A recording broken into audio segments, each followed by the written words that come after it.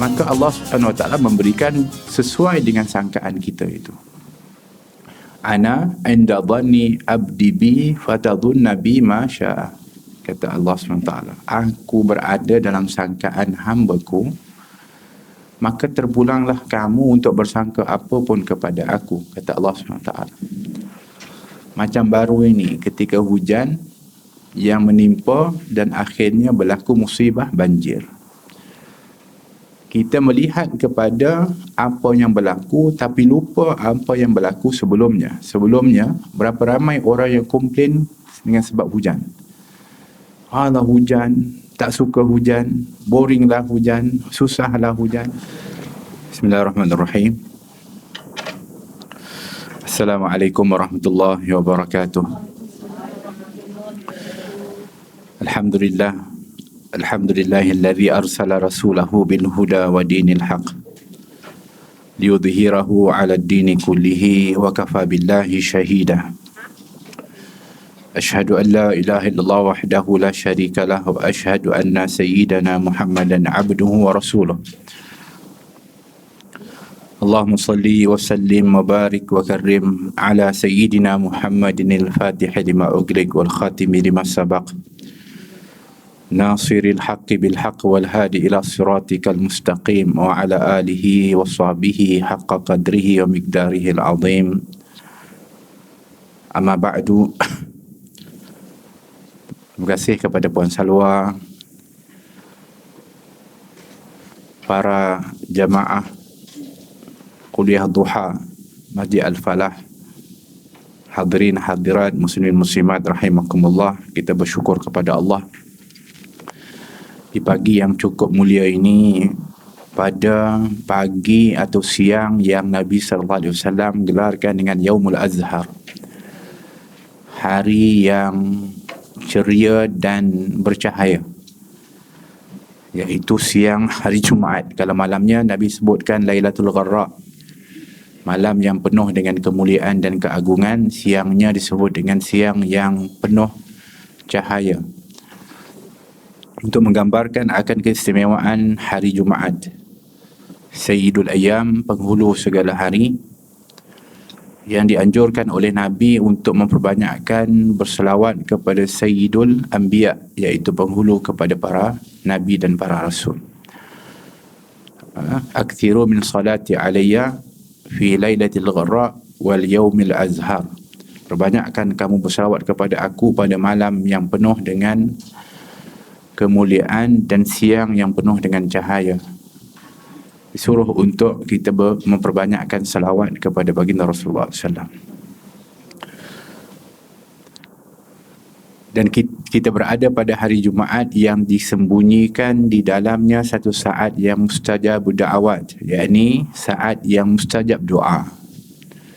Yang kata Nabi SAW, tidaklah seorang itu melakukan salat dan berdoa bertepatan dengan waktu itu kecuali akan dimustajabkan oleh Allah Subhanahu Wa Taala. Oleh kerana itu, beruntunglah ketika mana dalam jadual hari Jumaat kita ini dipenuhi dengan amal ibadah dan amal soleh. Seperti mana adanya kelas-kelas seumpama ini, bermakna sekian waktu dah kita isi ketika berada di dalam majlis seumpama ini dengan amal-amal soleh yang terkumpul di dalam majlis ini. Sekian banyak amal, walaupun pada zahirnya kita berkumpul untuk menuntut ilmu, tetapi di dalamnya itu ada zikrullah, di dalamnya ada selawat dan salam kepada Rasulullah, di dalamnya ada ukhuwah, di dalamnya ada manfaat, di dalamnya tazkirah. Demikian adalah sekian banyak yang terkumpul di dalam majlis ilmu yang akhirnya disimpulkan oleh baginda Rasulullah kerana nikmat yang begitu banyak dengan manfaat yang begitu luas. Maka disebutkan oleh Nabi SAW, tempat ini adalah merupakan taman syurga Allah Subhanahu Wa Taala. Kerana gambaran syurga itu disebutkan adalah merupakan tempat yang sekian banyak daripada nikmat yang terkumpul di dalamnya, maka disebutkan taman syurga itu adalah majlis ilmu yang di dalamnya terkumpul sekian banyak nikmat-nikmat Allah Subhanahu Wa Taala dan rahmat dari Allah Subhanahu wa ta'ala. Maka beruntunglah kita ketika di dunia banyak duduk di taman-taman syurga Allah, sehingga mudah-mudahan menjadi sebab untuk kita mendapatkan syurga yang hakiki nanti di akhirat. Tuan-tuan rahmati oleh Allah Subhanahu wa taala, ada 5 yang disebutkan sebagai wu'ud rabbaniyah, iaitu janji Allah itu ada 5 disebutkan di dalam Al-Quran. Walaupun Allah Subhanahu wa taala memberikan sekian banyak janjinya, dan Allah tidak akan pernah memungkiri kepada janji, tapi dalam Al-Quran Allah sebutkan secara jelas 5 perkara yang dijanjikan oleh Allah. Yang pertama, Allah berjanji, fadhkuruni azkurukum, berzikirlah kamu kepada aku, maka aku akan mengingati kepada kamu. Ingatlah kamu kepada aku, maka aku akan ingat kepada kamu. Itu janji Allah. Allah janji kalau kita ingat kepada Allah, Allah akan ingat kepada kita. Yang keduanya adalah Allah berfirman, anishkurli, Allah berfirman, sekiranya kamu bersyukur, aku akan tambah. Allah mengatakan, kalau kamu bersyukur, maka aku akan tambah. Bermakna Allah janji kalau kita syukur kepada Allah Subhanahu wa taala, Allah janji apa? Untuk tambah nikmat, bukan dipertahankan nikmat itu, bahkan ditambah. La in syakartum la azidannakum. Kalau sekiranya kamu bersyukur, maka aku akan tambah. Itu janji Allah Subhanahu wa taala. Itu yang kedua. Yang ketiga, Allah Subhanahu wa taala berfirman, Udu'uni astajib lakum. Berdoalah kepada aku, maka Allah janji, astajib lakum, aku akan mustajabkan, aku akan memustajabkan doa kamu. Itu janji Allah Subhanahu wa taala. Yang keempat, Allah berfirman, wa makan Allah liyu'adzibahum wa anta fihim, dan tiadalah Allah akan mengadab kepada mereka itu selagi engkau, wahai Rasulullah Muhammad, ada bersama dengan mereka. Allah janji kalau Rasulullah bersama dengan kita, maka Allah tak akan turunkan azab. Jadi bagaimana kita kata Rasulullah dah tak bersama dengan kita, dah wafat? Maka bersamakan Rasulullah dengan kita dengan memperbanyakkan salawat dan salam kepada baginda Rasulullah SAW. Dan yang terakhir, Allah berfirman, wa makan Allah mu'adzibahum wa hum yastaghfirun, dan tiadalah Allah itu akan mengadab kepada mereka selagi mana mereka beristighfar, mohon ampun kepada Allah, beristighfar. Jadi ini 5 janji. Maka beruntunglah orang yang sentiasa berzikir kepada Allah, bersyukur kepada Allah, berdoa kepada Allah, bersalawat kepada Rasulullah, dan beristighfar. So 5 perkara ini adalah yang sepatutnya ada pada kita di dalam kehidupan kita ini. Ingat kepada Allah, zikrullah. Yang keduanya adalah dengan sentiasa bersyukur kepada Allah. Yang ketiganya adalah dengan kita sentiasa berdoa kepada Allah. Kemudian perbanyakkan salawat kepada baginda Rasulullah. Dan yang ketiganya adalah juga memperbanyakkan istighfar, memohon ampun dari Allah Subhanahu wa taala. Tuan-tuan dan puan-puan rahmati oleh Allah Subhanahu wa taala, saya ni sebenarnya bimbang juga datang ceramah-ceramah ni dalam keadaan batuk-batuk ni. Zaman kita ni kira memang bahaya. Orang kalau tengok orang batuk ni, taman ni mengerikan. Macam tengok hantu. Jangan bimbang lah, saya dah check dah, tak ada apa-apa pun.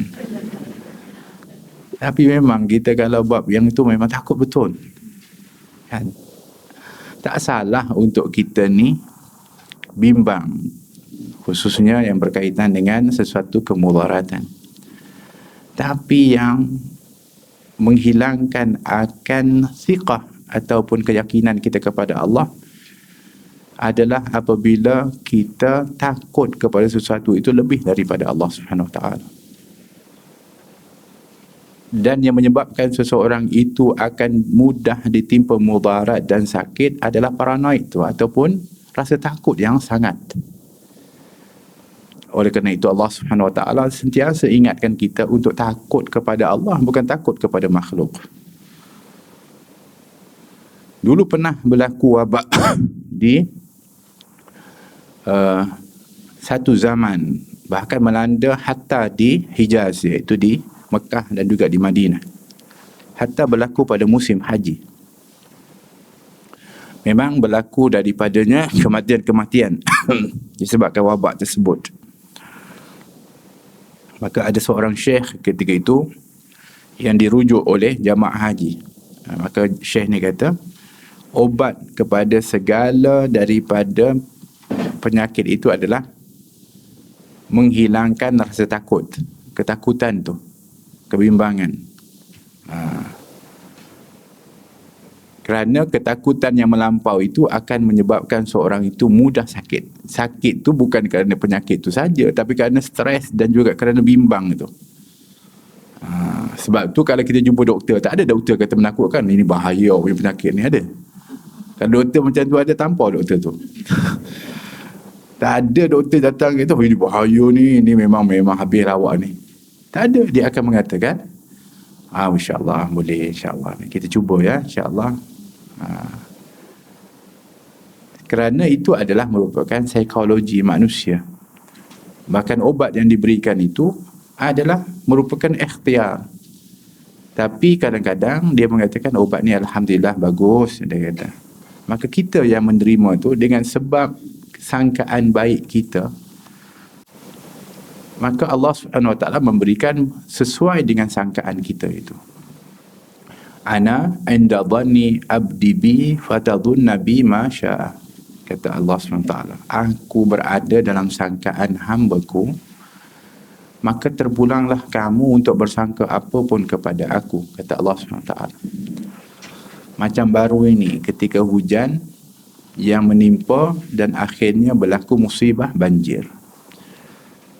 Kita melihat kepada apa yang berlaku tapi lupa apa yang berlaku sebelumnya. Sebelumnya, berapa ramai orang yang komplain dengan sebab hujan. Alah hujan, tak suka hujan, boringlah hujan, susahlah hujan. Kita sentiasa bersangka buruk dengan rahmat Allah Subhanahu Wa Taala. Sedangkan hujan itu rahmat Allah. Kerana sangkaan buruk seseorang itu, maka hujan itu menjadi musibah. Tapi bukan hanya hujan, orang komplain, panas pun komplain juga. Hujan pun komplain, panas pun komplain. Itulah manusia. Innal insan li rabbihi lakanud. Sebab manusia ni memang terhadap Tuhan dia suka bantah, suka untuk nak komplain. Semua tak kena. Dan kita kena ubah. Kita ini bukan insan seperti itu, bukan hamba seperti itu, tetapi hamba yang sentiasa ridha dengan apa yang dikurniakan oleh Allah dan menjadi hamba yang bersyukur kepada Allah. Dulu ketika Nabi SAW dia berhadapan dengan musuh, khususnya setelah berhijrah ke Madinah, Nabi bukan hanya menghadapi musuh daripada orang-orang musyrikin dari keluar kota Madinah, tetapi Nabi juga sebenarnya berhadapan dengan musuh-musuh yang berada di kota Madinah Al-Munawwarah. Bukan hanya musuh yang jelas yang tak suka dengan Nabi seperti orang-orang Yahudi, tetapi Nabi berhadapan dengan musuh-musuh yang tersembunyi pada waktu itu, menyembunyikan kekufurannya, menzahirkan keimanannya, iaitu orang-orang munafik. Bermakna mereka ini adalah ibarat virus yang meresap masuk di dalam kalangan kaum muslimin yang bersama dengan Nabi SAW. Tujuannya adalah untuk merosakkan dan memusnahkan daripada Islam itu daripada dalam. Maka Allah Subhanahu Wa Taala menurunkan sekian ayat yang memberitahu tentang bahayanya virus munafik ini. yang dengan sebab virus ini maka dia akan membawa kesan bukan hanya yakni disebutkan cuba untuk sama ada menyerang, berperang dan sebagainya, tetapi virus ini yang diingatkan oleh Allah Subhanahu Wa Taala adalah yang boleh mempengaruhi kepada iman seseorang itu, sehingga akan menyebabkan orang yang beriman akan semakin rapuh di dalam amalannya, maknanya kurang amal. Iaitu yang ini yang mereka cuba pengaruhi. Mereka tak berani untuk berperang secara zahir, tapi mereka cuba untuk merosakkan secara tersembunyi. Ini disebut virus, bukan COVID saja virus. Ini virus iman, lebih bahaya lagi, yang cuba menyerang kepada iman kepada orang-orang yang beriman, sehingga akhirnya akan melunturkan keimanan itu. Maka apa yang Nabi buat ketika mana berhadapan dengan virus seperti ini? Nabi SAW membina kekuatan amal dan iman dan amal ketika itu. Nabi membina kepada para sahabat kekuatan iman dan amal menghadapi kepada virus ini, sehingga pengaruh-pengaruh daripada orang-orang munafik itu tidak dapat untuk menembusi pertahanan dari kekuatan iman, keyakinan dan amal daripada orang-orang yang beriman. Ini yang telah pun dikuatkan oleh Nabi SAW. Bermakna kesimpulannya ialah apabila berlakunya sesuatu virus, yang mesti kita buat adalah mempertingkatkan keimanan kita kepada Allah dan meningkatkan amal. Adalah suatu yang pelik dan menghairankan, kerana virus kita semakin susut iman, semakin kurang amal. Nak buat amal, tak boleh COVID. Nak ajak pergi ke tempat-tempat yang baik, tak boleh COVID. COVID alasan untuk kita tak buat amal. La haula wa la quwwata illa billah. Sedangkan kalau sekiranya bertambah musibah, itu bertambah amal. Bertambah ujian, bertambah amal. Kerana Nabi SAW, sebab itu kita kata ketika pada orang munafik, ketika mana mereka ni berpura-pura untuk menunjukkan keimanan, bahkan mereka ni selalu sangat khianat.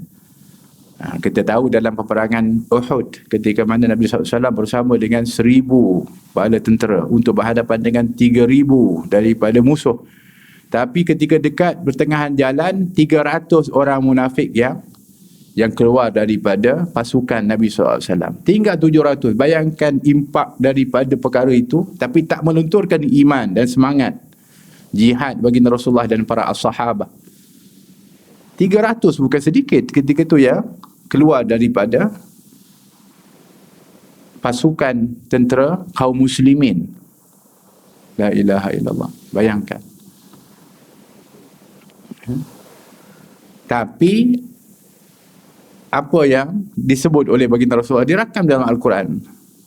Allah mengatakan, qul, katakan wa Rasulullah Muhammad, la yusibana illa ma kataballahu lana huwa maulana wa 'ala Allahi falyatawakkalul mu'minun.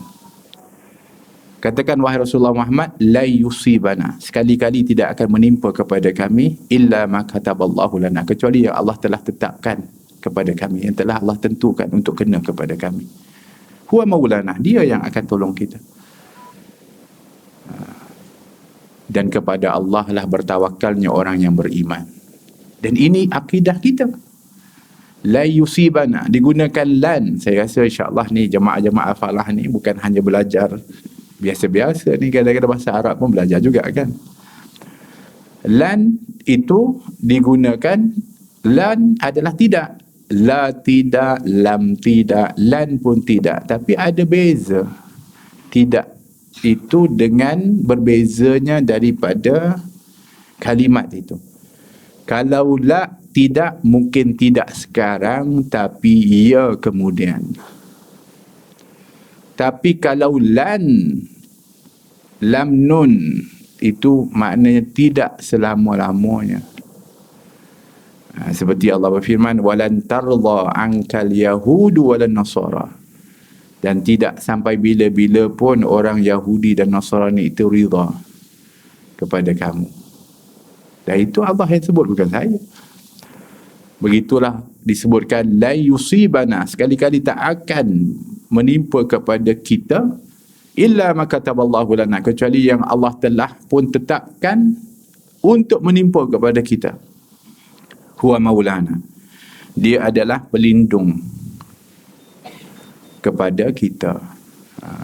Dan kepada Allah lah bertawakalnya orang yang beriman. Itu yang disebutkan dengan tawakal. Idan kita dah ikut SOP, kita dah ikut arahan, kita dah berikhtiar. Apa lagi yang sepatutnya ada? Tawakal kepada Allah. Yang kita takut sangat ni kenapa? Sehingga akhirnya kita tak buat daripada amal. Sebab tu dalam hadis baginda Rasulullah SAW menyebutkan,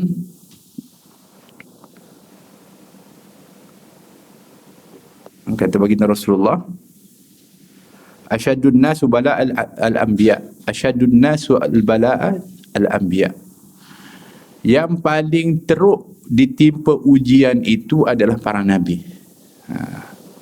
Jangan ni perasan lah kita ni, ujian kita ni teruk sangat. Jangan perasan lah. Yang paling teruk ujian ini, kata Nabi, adalah para nabi. Kenapa para nabi yang paling dahsyat dia punya ujian? Sebab dia adalah orang yang paling dikasihi oleh Allah. Bermakna tuan-tuan dan puan-puan, kalau kita ni semakin diuji, sebenarnya semakin kita ini dikasihi oleh Allah.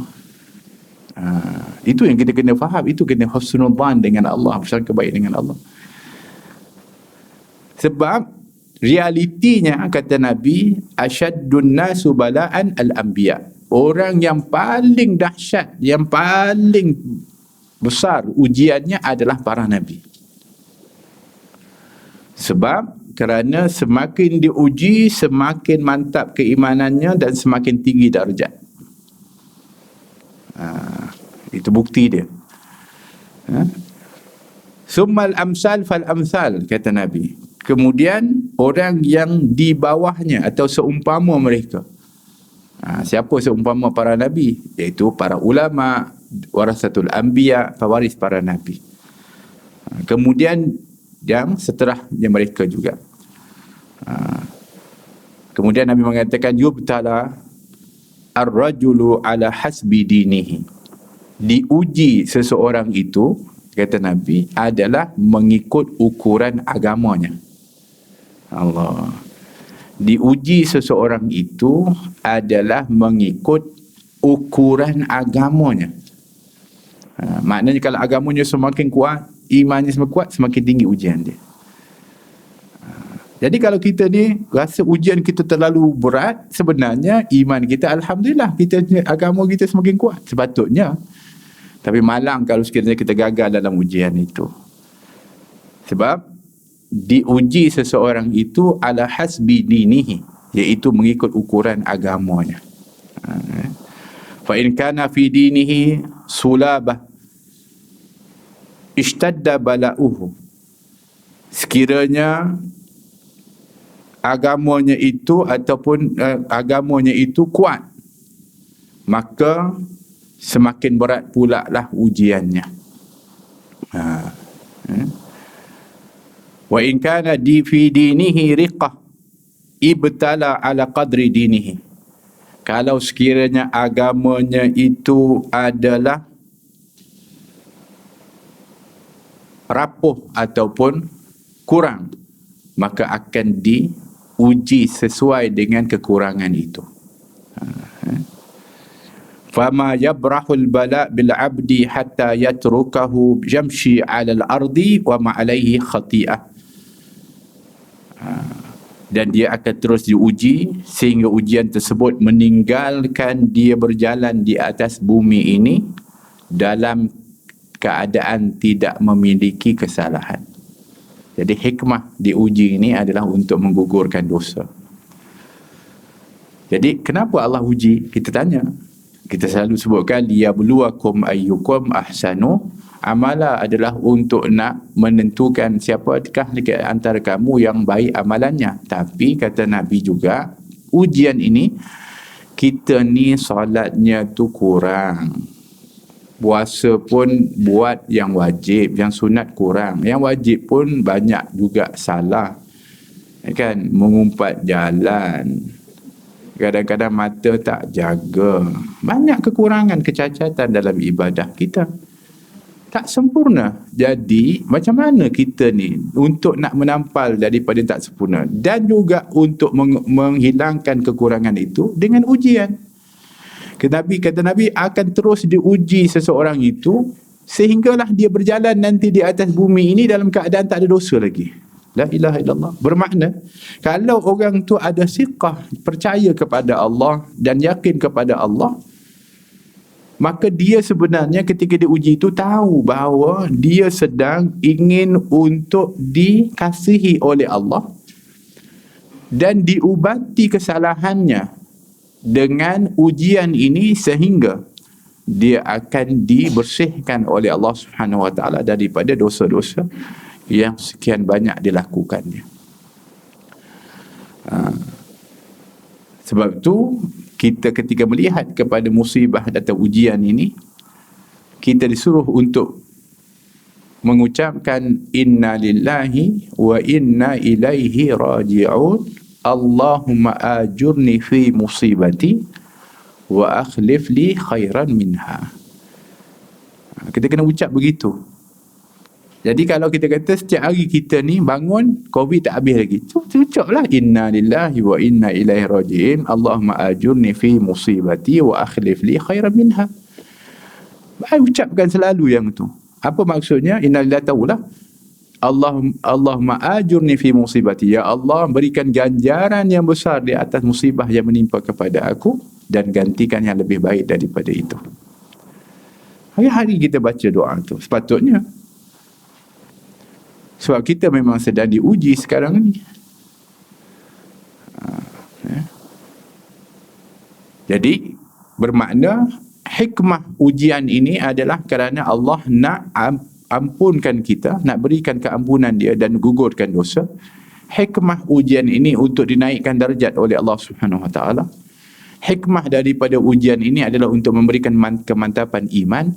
Tapi malangnya kalau orang yang ketika berhadapan dengan ujian, dia semakin merosot imannya dan semakin merosot amalannya. Berapa ramai orang yang ketika mana berada dalam keadaan seperti ini kerana takutnya kepada makhluk itu, sehingga semakin kuranglah pendekatan dirinya kepada Allah. Yang dia punya otak ni fikirnya itu, kena ni, dia kat aja, itu ada virus, sini ada virus, sana ada virus. Yang lebih malang lagi, kalau sana sini ada virus tu, tapi yang lebih banyak virus adalah di masjid. Yang paling masjid tempat yang baik-baik. Asal pergi dekat tempat yang biasa-biasa, ini okey, ni semua dia jaga ni. Pergi mall, okey, dia okey. Pergi masjid je, virus. Pergi majlis ilmu, virus. La haula wa la quwata illa billah. Kata seorang tabi'in, siru ilallahi makasiran wa urujan wa makasiran wa la tantazir sihah fa in intizarati sihah bitalah. Menujulah kamu kepada Allah dalam keadaan tempang, dalam keadaan sakit. Jangan tunggu sihat. Kerana kalau tunggu sihat, kamu tak akan buat sampai bila-bila. Walaupun maksud daripada perkataan dia itu adalah sihatnya, iaitu ikhlas.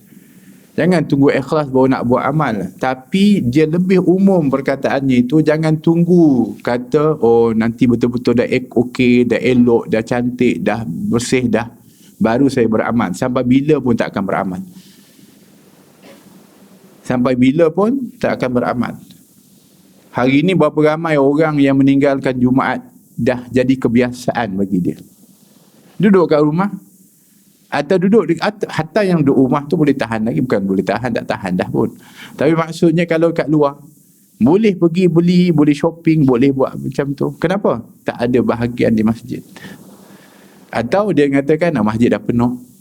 Atau lebih dahsyat lagi, masjid tu bahaya.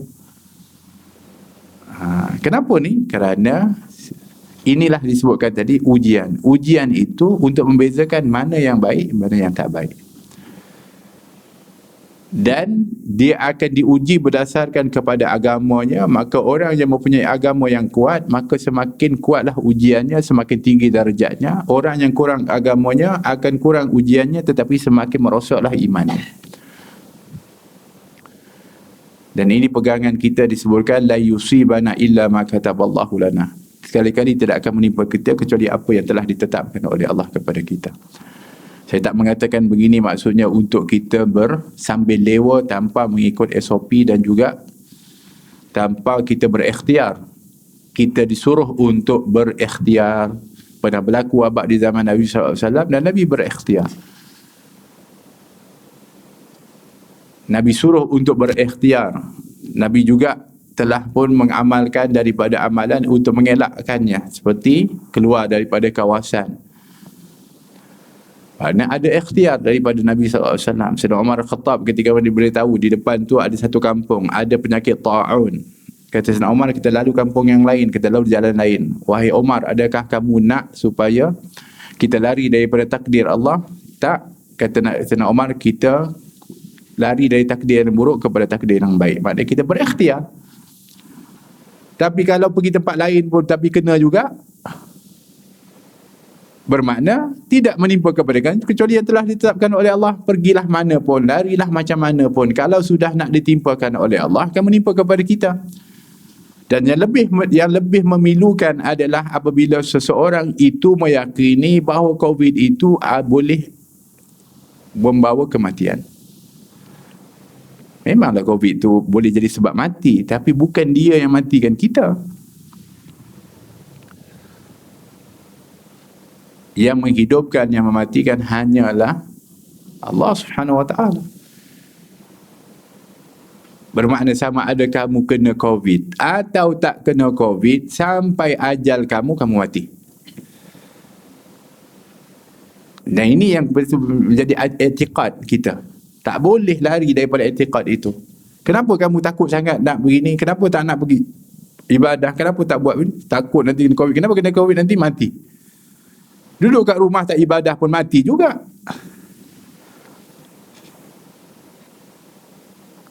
Kan lebih baik mati di tempat yang baik daripada mati di tempat yang tak baik.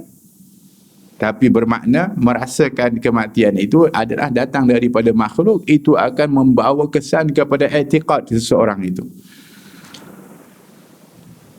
Adapun yang kita berikhtiar ini adalah untuk menzahirkan akan penghambaan diri kita kepada Allah dan juga untuk memberitahu kepada diri kita betapa kita ini adalah makhluk yang fana, yang akan binasa. Itu sebab kita ikhtiar. Bukan ikhtiar itu menjamin kepada kita akan selamat daripada kematian. Tidak. Kematian itu yang kamu cuba lari daripadanya, kata Allah, fa innahu mulaqikum, dia akan jumpa kepada kamu. Kamu lari lah mana pun. Fa innahu mulaqikum, dia akan jumpa kepada kamu. Ketika Nabi Sulaiman dia duduk, tiba-tiba datang seorang lelaki, cantik lelaki ni, handsome, kemas, elok. Nabi Sulaiman sembang dengan lelaki ni. Ada seorang lelaki yang duduk di hujung. Dia orang kampung tu. Dia tengok lelaki yang datang ni, siapa datang? Jumpa dengan Nabi Sulaiman. Tak kenal pun, bukan orang tempatan, bukan orang kampung. Tapi kemas pakaiannya, tak seperti orang yang musafir di tempat yang jauh. Itu satu hal. Yang keduanya, orang ni ketika bersembang dengan Nabi Sulaiman, asyik tengok dia. Asyik tengok dia. Tengok dia. Jadi dia kata, lelaki ni macam kenal aku ni. Tengok-tengok, kenapa? Walhasil ketika mana selesai daripada tu, dia keluar, datang lelaki ni kepada Nabi Sulaiman. Ya Nabi Allah, siapa lelaki tadi ni yang jumpa kepada kamu? Kenapa, kata Nabi Sulaiman? Aku tak pernah tengok dia dari kampung ni atau di tempat ni. Yang keduanya yang aku hairan, dia macam kenal kepada aku. Sikit-sikit tengok, sikit-sikit tengok. Kata Nabi Sulaiman, kamu nak tahu betul, itu adalah malaikat maut. Dia datang untuk sembang, bagi tahu tentang kematian, cerita. Para malaikat maut selalu jumpa dengan para nabi. Itu biasa, para nabi jumpa dengan para malaikat itu biasa, termasuk malaikat maut. Malaikat maut ni biasa datang, akan beritahu cerita-cerita biasa dengan para nabi. Sebab tu Nabi Musa ketika mana datang malaikat maut, dia cerita-cerita. Satu hari dia datang, kamu datang kenapa ni? Aku datang hari ni bukan cerita-cerita lagi, nak cabut nyawa. Tu yang dia tampar malaikat maut tu. Kan sampai terkeluar matanya. Itu disebutkan dalam Sahih Bukhari. Ini cerita betul, bukan Israiliyat. Walhasil, ketika dia dengar Nabi Sulaiman cakap itu malaikat maut, apa perasaan dia? Mestilah dia takut. Dah lah, itu malaikat maut tengok-tengok dia semacam je. Maka, ya Nabi Allah, aku takut. Boleh tak kamu ni, aku rasa dia dah lain macam tengok aku ni. Boleh tak engkau yang diberikan mukjizat oleh Allah untuk memerintahkan angin, perintahkan angin untuk bawa aku ke satu tempat negeri yang paling jauh, ujung dunia lah kita kata, agar aku dapat lari daripada dia. Nabi Sulaiman kesian permintaan. Dia perintahkan angin tu bawa ke satu tempat yang sangat jauh. Sampai dekat situ, mati dia. Sampai berita ke Nabi Sulaiman. Nabi Sulaiman panggil balik malaikat maut. Postmortem lah. Wahai malaikat maut, dulu ketika kau datang jumpa aku, ingat tak? Ingat. Waktu tu kita sembang-sembang, kemudian ada lelaki duduk dekat situ. Kenapa yang kamu tengok-tengok dia macam baru kenal, kemudian ketika aku hantar dia ke tempat yang jauh, kamu cabut nyawa dia? Kata malaikat maut, ketika aku dipanggil oleh kamu, wahai Nabi Allah, aku masa tu belum ada tugas lagi, free time. Tapi waktu ketika aku datang kat situ, lepas tu aku ada tugas, setelah tu aku ada tugas. Dan tugas aku setelah itu adalah untuk mencabut nyawa lelaki tu. Yang aku tengok-tengok dia sebab aku hairan, waktu dah dekat tapi dia ada dekat sini. Sedangkan aku diperintahkan oleh Allah untuk cabut nyawa dia di negeri yang sangat jauh. Jadi aku hairan, kenapa dia kat sini? Sedangkan Allah kata kamu cabut nyawa dia di sini. Tapi ialah malaikat, dia tak akan pernah bantah dan dia taat kepada Allah. Maka waktu dah semakin hampir, dia minta izin daripada Nabi Sulaiman dan dia pergi tunggu di tempat tu. Tiba-tiba datang menyerah diri dia. Dia sangka dia lari daripada mati, tapi dia sebenarnya menghantar dirinya untuk kematian di tempat yang telah ditetapkan oleh Allah. Sebab tu disebutkan, tidak ada satu jiwa pun yang tahu bi'ai ardin tamut. Tak ada suatu jiwa pun yang tahu di mana bumi dia akan mati. Kita tak tahu di mana kita akan mati. Siapa yang tahu? Bukan kata bila mati, tempat mati pun kita tak tahu. Dan bukan risau kita mati itu mesti kerana virus atau tidak, tetapi yang kita risau apa persiapan kita untuk menghadapi mati. Dan bermakna hikmah ketika mana Allah jadikan virus atau wabak ini adalah untuk beritahu. Seperti mana kamu selalu mendengar akan kematian yang berlaku dengan sebab wabak ini, adalah untuk mengingatkan kamu tentang kematian dan ingat kamu kepada mati. Bermakna kamu mestilah menjadi orang yang mempersiapkan diri untuk kematian.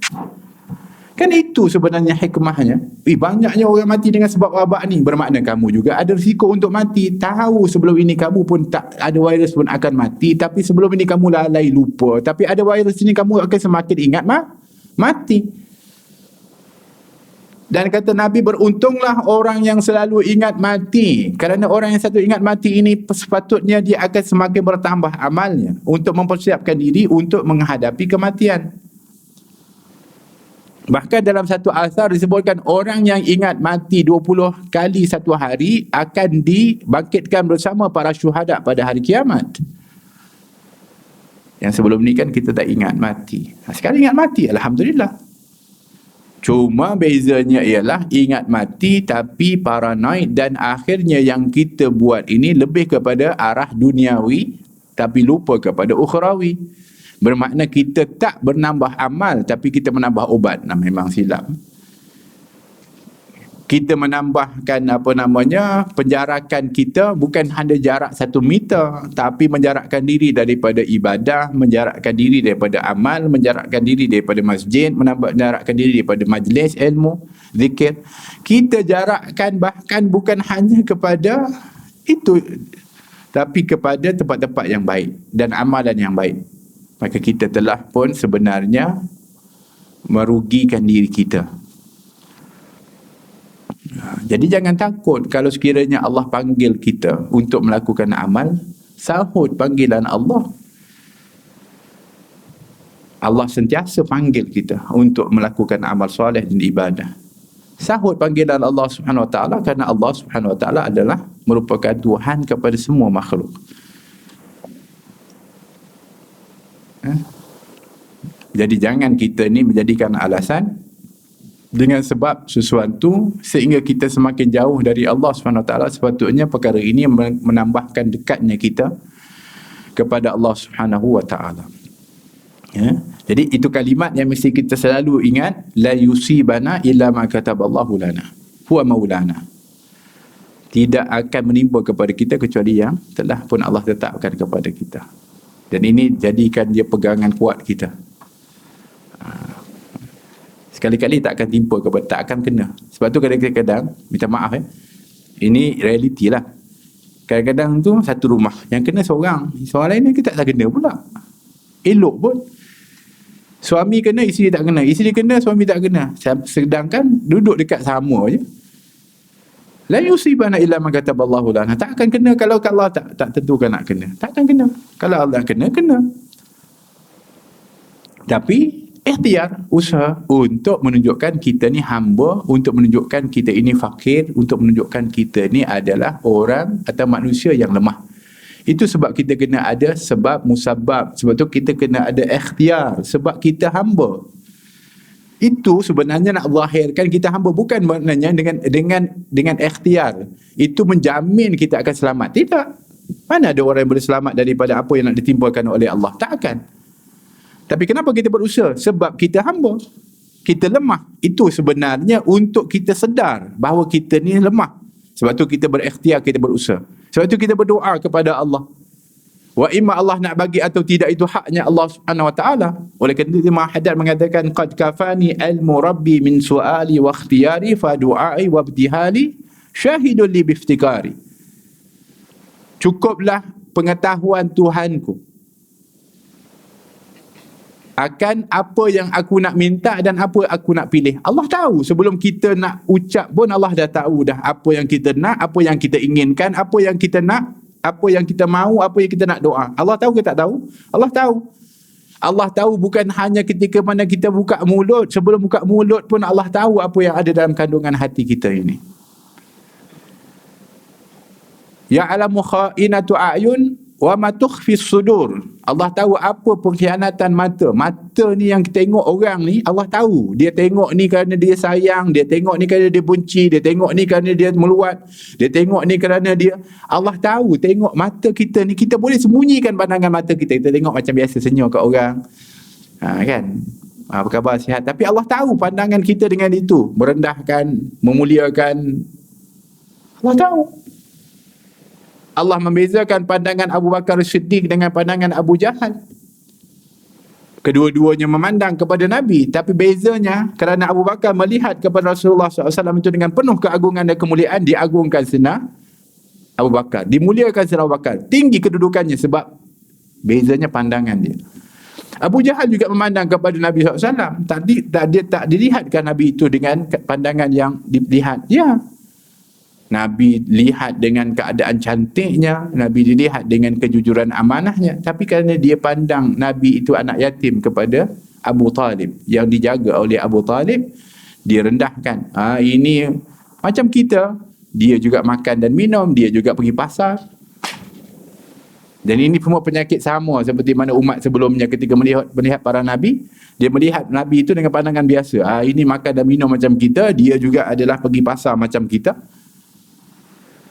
Bezanya apa? Pandangan. Sebab tu ketika mana kita buat Maulidur Rasul, kita buat macam maulid, sambutan mengingati Nabi, sebenarnya kita sedang ingin untuk mengubah pandangan kita kepada Rasulullah. Sebab kalau kita tak didik diri kita mahabbah, cinta dan melihat Nabi itu dengan pandangan agung dan mulia, maka kita sebenarnya akan ditimpa musibah seperti mana ditimpa musibah orang-orang di zaman Nabi SAW, yang dia juga melihat Nabi, tapi dia lihat itu Nabi dengan pandangan biasa. Akhirnya yang menentukan kedudukan orang itu bukannya Nabi SAW tetap mulia macam mana pun pandangannya, tetapi orang yang memandang itu yang akan berbeza kedudukannya. Kalau dia pandang kepada Nabi dengan keadaan yang mulia, maka dia dimuliakan. Dia pandang dengan keadaan rendah, rendahkan. Begitulah hadir kita dalam majlis ilmu ini. Setiap kita ni ada berbeza keadaan pandangannya, dan kita diukur berdasarkan pandangan kita. Kita diukur di saat ini dengan dipanggil ala qadri mashhad.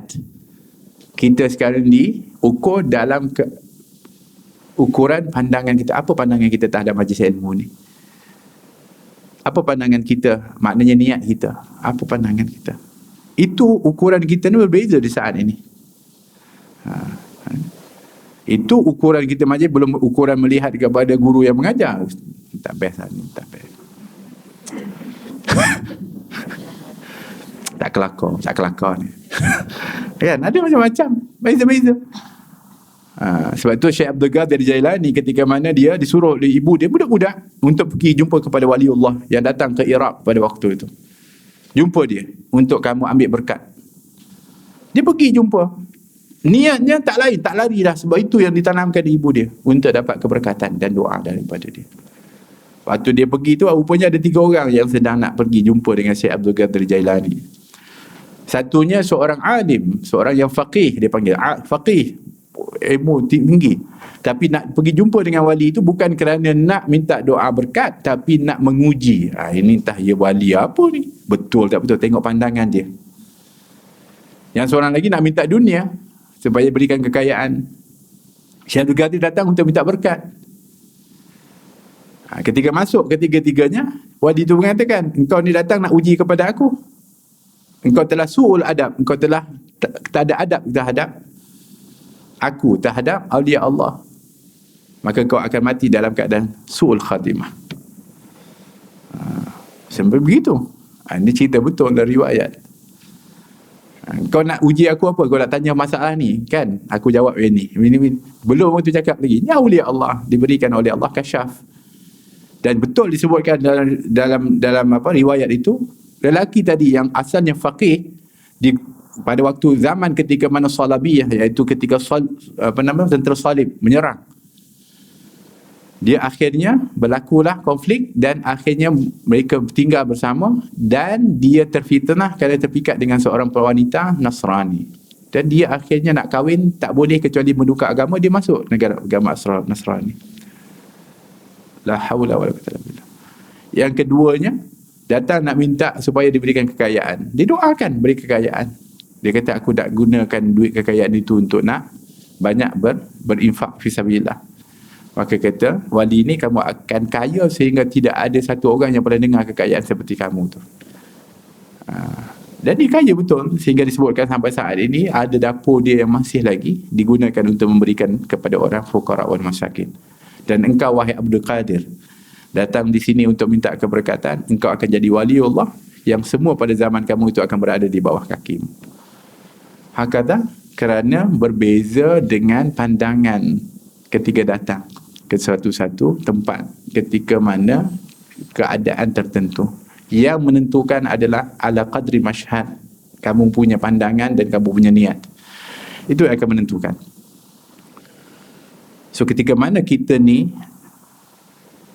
melihat kepada apa yang Allah kurniakan kepada kita, itu adalah bergantung kepada pandangan kita. Kalau kita lihat itu sebagai satu daripada nikmat, maka jadi nikmat. Kita bersangka baik, akan jadi baik. Kerana setiap sesuatu itu akan mengikut kepada sangkaan kepada seseorang itu.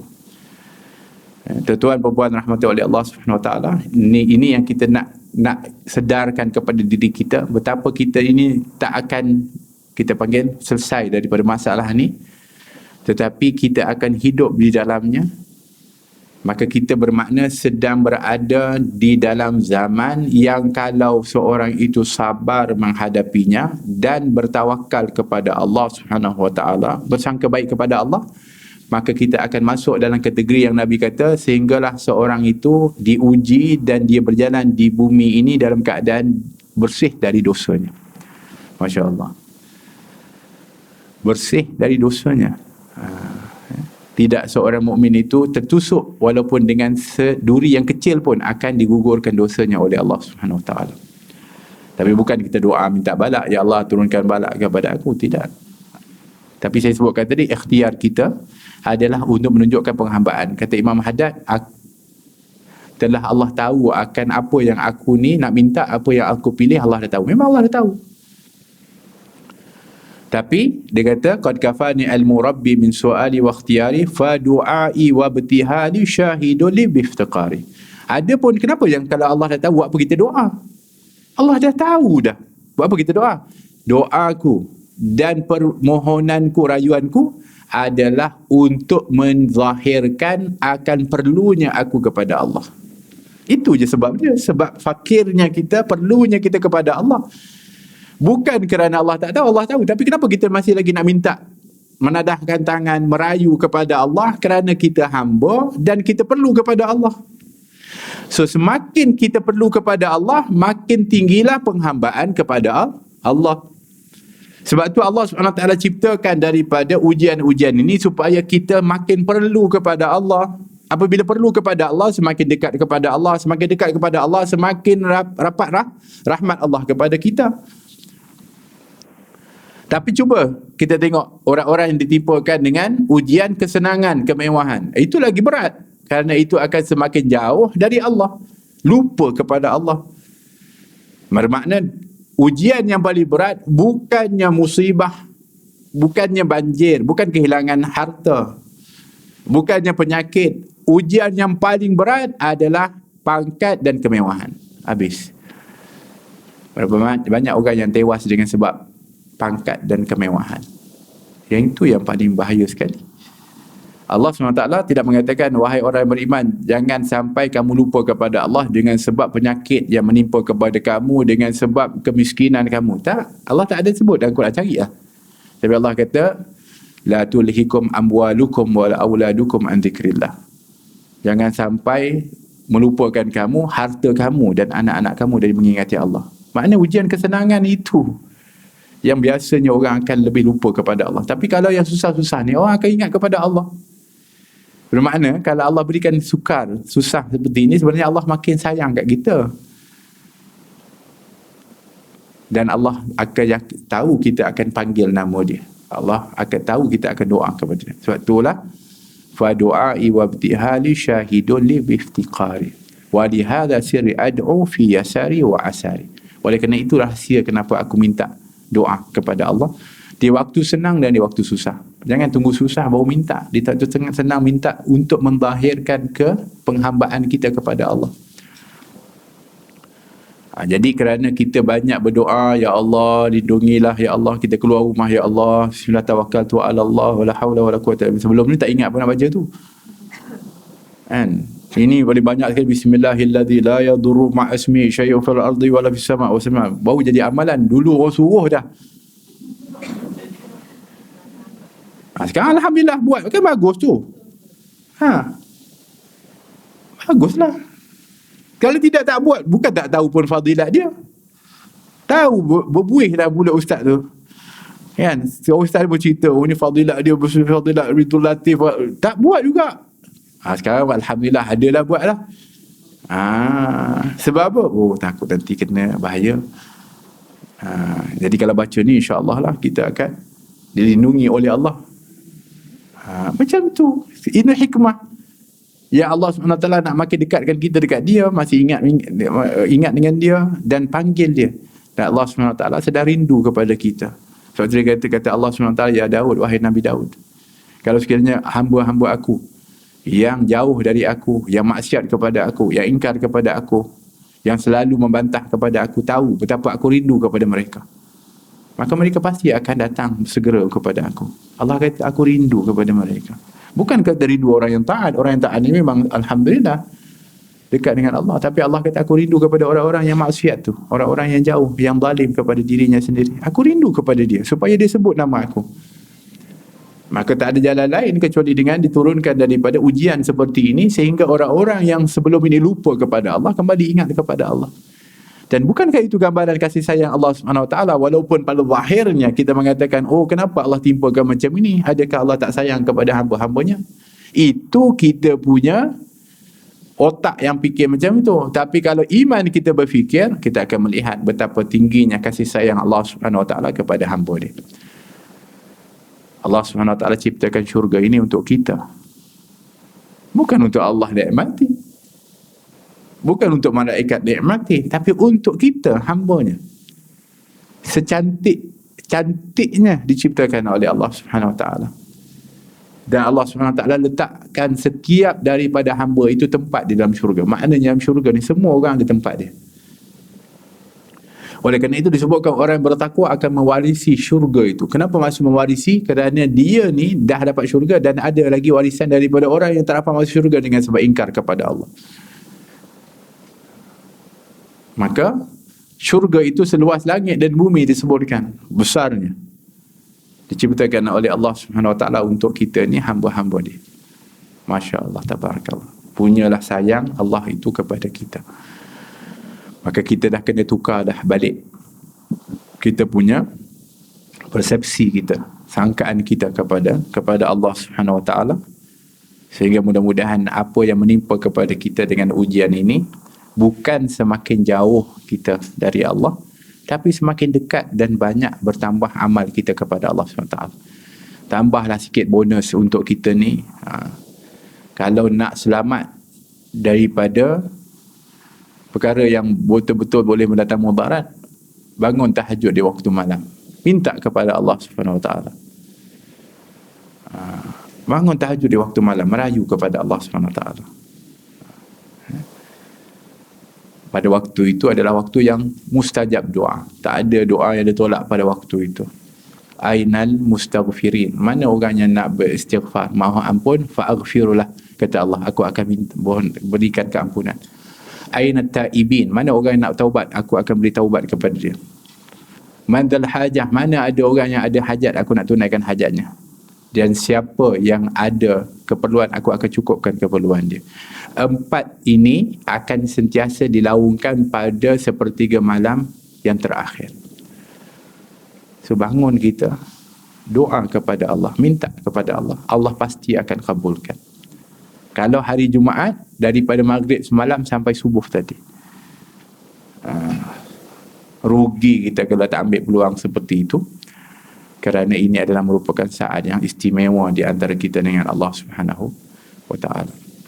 Tuan-tuan dan puan rahmati oleh Allah, kesimpulannya ialah dengan adanya dari ujian ini bukan semakin kurang ibadah. Hendaklah kita semakin giat ibadah, semakin bertambah semangat untuk ibadah, semakin bersedia untuk kita menghadapi kematian, khususnya ketika mana kematian itu boleh berlaku bila-bila waktu pun. Kan ada orang dia di zaman COVID ni mati bukan kerana COVID, kerana yang lain. Bermakna tak COVID pun mati. Kan bermakna tak COVID pun mati, kerana mati itu adalah ketetapan Allah. Jadi jangan kita kata kita ni takut COVID sebab takut mati, tapi kita sebenarnya disuruh untuk mempersiapkan diri untuk menghadapi mati. Itu yang mesti kita buat. Dan apa disebutkan tadi, kalau sekiranya kita ni takut kepada COVID ni, semakin kurang amal kita, maka ini bermakna seolah-olah kita ni sudah dibimbangi iman kita tu. Kenapa tak buat amal? Takut COVID. Ini etikad yang paling bahaya sekali. Kita dah kena betulkan balik daripada itu. Jadi kalau kita ada peluang untuk melakukan amal, silakan untuk kita menambahkan lagi amal kita dan mempergiatkan diri kita untuk beramal. Ini yang mesti kita kena buat, bertambah semangat untuk kita melakukan amal di dalam ujian yang dikurniakan oleh Allah. Ingat, kalau kita buat amalan dalam keadaan selesa, lapang, itu ganjarannya 1. Tapi kalau kita buat amal dalam keadaan yang ada kesukaran, kepayahan, itu akan jadi dua. Macam baca Quran, kalau orang baca Quran dia tak kata Nabi, dia dalam kesukaran nak baca, maka dia diberikan dua ganjaran. Subhanallah. Begitulah orang yang nak buat amal, kalau dalam keadaan nak buat amal tapi dalam keadaan sukar, kekurangan, payah dan sebagainya, tapi tetap juga dia buat amal, maka dia akan diberikan ganjaran yang tinggi. Salah satu daripadanya kata Nabi, seperti orang yang wuduk fis sabarat, orang yang wuduk dalam keadaan yang susah payah. Macam mana? Contohnya waktu sejuk sangat, nak wuduk, Allah malasnya nak wuduk, tapi dia wuduk juga dengan penuh sempurna pula. Tu bukan cincai. Ada orang sejuk cincai je, cukup lah.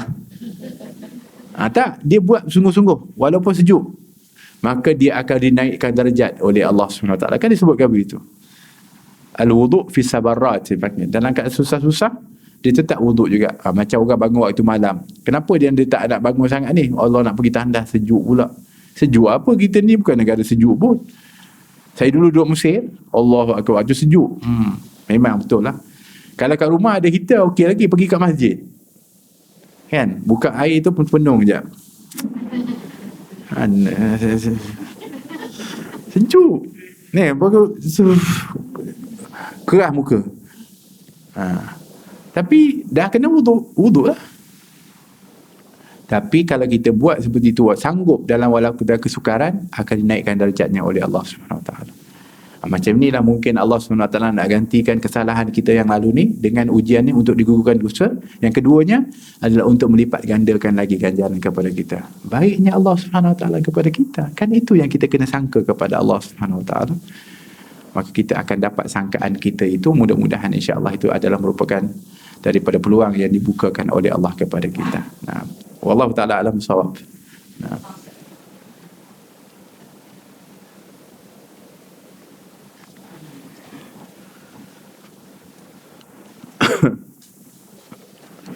Nah, kita ambil peluang pada saat yang mustajab ini, hari Jumaat dan majlis ilmu. Majlis ilmu ni majlis mustajab. Jadi insya-Allah tuan-tuan dan puan-puan ada hajat masing-masing, doa kepada Allah SWT. Dan insya-Allah kita doa juga, sebab perkumpulan yang mulia seperti ini Allah angkat musibah, dan Allah SWT akan lindungi kita menjadi kepada pertahanan yang kuat. Dan ini adalah merupakan jaminan ketika mana kita berkumpul dalam kebaikan, ketakwaan, kita berkumpul dalam majlis kebaikan, itu dipanggil adanya benteng-benteng kekuatan, insya-Allah. Jadi jangan takut, tapi kita kena banyak-banyak berdoa. Dan kita ambil peluang untuk doakan anak saya ni, doakan anak saya. Okey. Anak kepada anak siapa ni? Nama dia Adriana binti Zabil. Ihram. Ikram ke Ihram? Ihram Adriana binti Zabil Ihram. Anak Encik Zabil Ihram lah. Agar disembuhkan daripada penyakit berbahaya dan segala penyakit-penyakit lain. Jadi beliau diuji dengan ketumbuhan dalam badannya. Kita berdoa mudah-mudahan Allah Subhanahu Wa Taala berikan kesembuhan, keafiatan kepada dia, dan diberikan sabar tabah menghadapi, termasuk juga ibu ayahnya dan keluarganya sabar dan tabah menghadapi ujian Allah Subhanahu Wa Taala. Kita doakan, Allahumma rabban nas ati bihil ba'as ishfi anta syafi wa afi anta muafi la shifaan illa shifa'uk shifaan la yugadiru sagaman wala alama. Allahumma rfa' anha kulla ta'abin syadid wa maradin syadid ya rabbal alamin. Allahumma rabban nas, Allahumma ya azim rabbal arsyil azim ayashfiyaha. Allahumma rabban nas, Allahumma rabbal azim, Allahumma ya azim rabbal arsyil azim ayashfiyaha. Allahumma ya azim rabbal arsyil azim ayashfiyaha ya rabbal alamin. Wa ala man asaba salih kul salih jamul akhirah wa ila hadratin Nabi Muhammad sallallahu alaihi wasallam. Al-Fatihah. Bismillahirrahmanirrahim. Alhamdulillahi rabbil alamin arrahmanir rahim maliki yaumiddin iyyaka na'budu wa iyyaka nasta'in ihdinas siratal mustaqim siratal ladzina an'amta 'alaihim ghairil maghdubi 'alaihim waladdallin. Amin. Nah, kita doakan juga untuk anak-anak ini, iaitu Aiman Batrisya, Adriana, Adelina, Adam Hiram, Arif Hiram. Okey. Ejaan ni mungkin saya tak salah ya. Ini saya baca yang ejaan ni. Adam Ihram dan Arif Ihram. Nah, InsyaAllah mudah-mudahan menjadi anak yang soleh dan solehah di dunia dan juga di akhirat. Anak-anak yang menjadi qurrata ain kepada Nabi SAW. Kepada anak-anak kita semua juga insyaAllah. Menjadi qurrata ain kepada Rasulullah SAW. Anak yang akan taat berbakti kepada Allah SWT. Anak yang akan berbakti kepada agama, yang akan berbakti kepada kedua orang tuanya. Dan mudah-mudahan anak-anak ini bukan hanya berbuat baik kepada kita di dunia, bahkan anak-anak ini akan membimbing tangan kita nanti di akhirat untuk diajak bersama-sama masuk ke dalam syurga insya-Allah.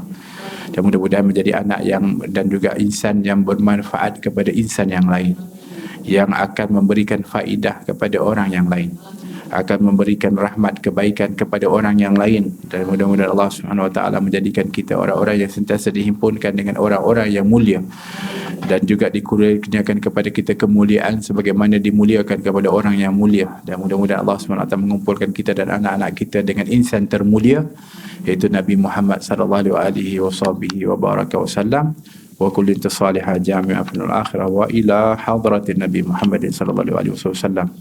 Al-Fatihah. A'udzu billahi minasyaitonir rajim. Bismillahirrahmanirrahim. Alhamdulillahirabbil alamin arrahmanir rahim maliki yaumiddin. إياك نعبد وإياك نستعين اهدنا الصراط المستقيم صراط الذين أنعمت عليهم غير المغضوب عليهم ولا الضالين آمين. Maka kita tutup dulu dengan firman Allah, ahasiban nasu an yutraku an yaqulu amanna wa hum la yuftanun. Allah tanya ni, jawab adakah kamu menyangka ataupun adakah orang-orang manusia itu menyangka bahawa mereka akan ditinggalkan begitu saja dengan mengatakan kami beriman dan tidak diuji oleh Allah? Taklah. Maknanya kalau sudah mengaku beriman, pasti akan diuji keimanannya, bermakna kita semua berada dalam ujian. Jadi lulus tak lulus, wallahu a'lam. Tapi lulus tak lulus, yang menentukan kita lah, iaitu dengan bagaimana kita menghadapi ujian ini dengan penuh keimanan kepada Allah. InsyaAllah mudah-mudahan Allah jaga iman kita dan diberikan kemantapan sehinggalah mendapatkan husnul khatimah. Amin. Allahumma amin. Aqulu qawli hadha wa astaghfirullah al-azim wa lakum. Assalamualaikum warahmatullahi wabarakatuh.